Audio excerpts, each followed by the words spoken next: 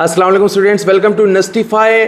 आज की वीडियो बहुत ज़्यादा इंपॉर्टेंट होने वाली है क्योंकि हम इसमें डिस्कस करने वाले हैं नस्ट की न्यू पॉलिसी जिसने सब कुछ चेंज कर दिया था। लास्ट ईयर मैंने इस पर वीडियो बनाई थी and it went to 27,000 views.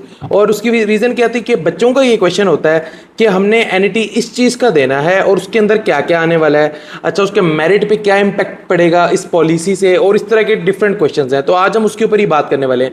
सबसे पहले हमने ये समझना है कि देखो एनईटी डिफरेंट टाइप के होते हैं जो डिफरेंट फील्ड्स को कवर करते हैं। मिसाल के तौर पे इंजीनियरिंग का होता है जो इंजीनियरिंग फील्ड्स को कवर करेगा, कंप्यूटिंग का होता है जो कंप्यूटिंग फील्ड को कवर करेगा, अप्लाइड साइंसेज का होता है जो ज़्यादातर बायो वाले बच्चे देते हैं, वो बायो की फील्ड्स को कवर करता है। बिजनेस एंड सोशल साइंसेज या लॉ का एनईटी होता है जिसकी प्रेप हम नस्टिफाई भी करवाते हैं, इसके ऊपर भी बात होगी। तो खैर बिजनेस एंड सोशल साइंसेज की फील्ड होती है, उनका एनईटी जो है वो अलग होता है। तो डिफरेंट फील्ड्स हैं, आर्किटेक्चर है उसका एनईटी अलग होता है। आज हम उसके ऊपर बात करने वाले हैं। सबसे पहले अगर हम कंप्यूटिंग की बात करें तो कंप्यूटिंग का जो आपका एनईटी होता है उसमें आपसे 100 नंबर की एडवांस मैथ मतलब फर्स्ट ईयर सेकंड ईयर वाली पूछी जाती है, चाहे आप किसी भी बैकग्राउंड से हो। नस्ट डज नॉट केयर। वो कहते हैं आप प्री मेडिकल बैकग्राउंड से हैं या किसी भी बैकग्राउंड से हैं, आपने जो है जो टेस्ट देना है उसमें आपको 100 नंबर की एडवांस मैथ पूछी जाएगी। ये मैटर करता है कि आप आगे किस फील्ड में आना चाहते हैं, ना कि ये कि आप किस बैकग्राउंड से आ रहे हैं। 100 की एडवांस मैथ, 60 की फिजिक्स, 40 की इंग्लिश, 200 एमसीक्यूज, 180 मिनट्स। अगर हम कंप्यूटिंग और इंजीनियरिंग की बात करें इनका एनईटी सेम ही होता है, ठीक है। उसके बाद हम बिजनेस एंड सोशल साइंसेज पर जाएं, इसका 100 नंबर की बेसिक मैथ होती है, इसमें 100 नंबर की इंग्लिश। अब बेसिक मैथ में इंटीग्रेशन डेरिवेशन नहीं होती, उसके अलावा ऑलमोस्ट सारी चीज़ें होती हैं, लेकिन उसका सिलेबस नहीं पता होता। बच्चों को पूछना होता है कि यार जनरल मैथ है, इसमें क्या क्या आएगा। तो इसका जो सिलेबस है ना उसके ऊपर मेरी एक और वीडियो आने वाली है। तो अगर आप चैनल को सब्सक्राइब कर लें तो और आपको ये क्वेश्चन चाहिए, ये क्वेरी है आपकी, तो वो पक्का सॉल्व हो जाएगी। अगर हम बिजनेस एंड सोशल साइंसेज की बात करें, उसके रिलेटेड हेल्पिंग मटेरियल और लिंक्स जो हैं वो मैंने नीचे कमेंट के अंदर दिए हुए हैं, फ्री है वो बिल्कुल आप लोगों के लिए।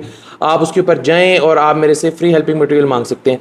उसके अलावा अगर आप नस्टिफाई से पढ़ना भी चाहें तो हम आपको पढ़ा भी सकते हैं। लास्ट ईयर हमारे बैच में 80 स्टूडेंट्स थे NET business and social sciences के, जो हमारे पास प्रेप कर रहे थे, लॉ इंक्लूडेड। उनमें से माशाल्लाह 70 स्टूडेंट्स का एडमिशन हो गया इसके अंदर, तो ये हमारे लिए एक बिग अचीवमेंट है। अच्छा, उसके बाद अगर हम बिजनेस एंड सोशल साइंसेज की बात करें तो 100 की बेसिक मैथ, 100 की इंग्लिश। उसके बाद आर्किटेक्चर के ऊपर आ जाते हैं। आर्किटेक्चर में 100 नंबर का डिजाइन एप्टीट्यूड होता है, 60 नंबर की आपसे एडवांस मैथ पूछी जाती है और 40 की इंग्लिश पूछी जाती है।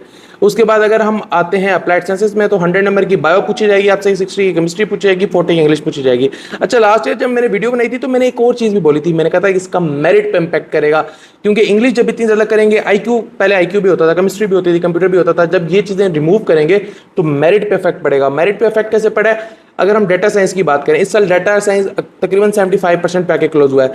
बिजनेस एंड सोशल साइंसेज में बीबीए की बात करें तो 70-71 के दरमियान में कहीं क्लोज हुआ है।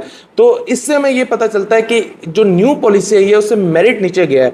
लेकिन मेरिट नीचे गया है तो साथ साथ टेस्ट डिफिकल्टी भी बढ़ गई है। तो आपने टेस्ट को ईजी बिल्कुल भी नहीं लेना, इसकी प्रेप जो है वो अच्छी से करनी है। अगर आप ये मेरी वीडियो फर्स्ट ईयर की बिल्कुल बात देख रहे हैं, that's the perfect time prep करने के लिए। लेकिन अगर आप थोड़ा लेट भी दे रहे हैं तो अभी भी देर नहीं हुई। अगर हम बात करें कि एग्रीगेट आपका कैसे बनता है, तो देखो 10% आपका मैट्रिक काउंट होता है, 15% आपका फर्स्ट ईयर काउंट होता है if you are not on the gap year. मतलब अगर आप सेकंड ईयर की भी प्रेप साथ कर रहे हो तो सिर्फ फर्स्ट ईयर काउंट होगा, सेकंड ईयर काउंट भी नहीं होगा। और 75% एनईटी काउंट होता है। अगर आप गैप ईयर पे हैं 10% मैट्रिक, 15% एफएससी, 75% एनईटी। और अगर आप ओ लेवल बैकग्राउंड से हैं और ए लेवल में आपका गैप ईयर नहीं है तो ओ लेवल आपका 25% काउंट होगा और 75% एनईटी। और अगर आप ए लेवल के गैप ईयर पे हैं देन उनकी जो कंबाइंड इक्वलेंस बनती है वो 25 ओ लेवल की वो 25% काउंट होगी, 75% एनईटी काउंट होगी। तो इस तरह करके हम इसको लेके चलेंगे। अब आपने देखना है कि आपने कौन सी फील्ड में जाना है, उसके रिगार्डिंग आपको क्या हेल्प चाहिए। आप हमेशा मेरे से क्वेश्चन पूछ सकते हैं, मैं आपको हेल्प करूंगा। मेरिट का भी मैं आपसे बता चुका हूं कि मेरिट ड्रॉप हुआ, मेरिट के ऊपर भी मैं एक और प्रॉपर एक वीडियो भी बना दूंगा कि कहाँ क्लोजिंग हुई कहाँ नहीं हुई, उसके ऊपर भी वीडियो आ जाएगी। खैर, आपका कोई भी क्वेश्चन हो, मैंने लिंक ट्री मतलब अपने सारे लिंक्स जो हैं वो नीचे कमेंट के अंदर आप लोगों के साथ शेयर कर दिए हैं। आप वहाँ पे मुझे डीएम करें, इंस्टाग्राम पे डीएम करें, मैं आपके हर क्वेरी का जवाब दूंगा। व्हाट्सएप चैनल को फॉलो कर लें, आपको सारी अपडेट्स मिलेंगी। और भी आपका कोई क्वेश्चन हो आप अभी कमेंट्स में पूछ सकते हैं, मैं सारे कमेंट्स का जवाब देता हूँ, तो आपको अपनी क्वेरी का जवाब भी मिल जाएगा। जज़ाकल्लाह, अल्लाह हाफिज़।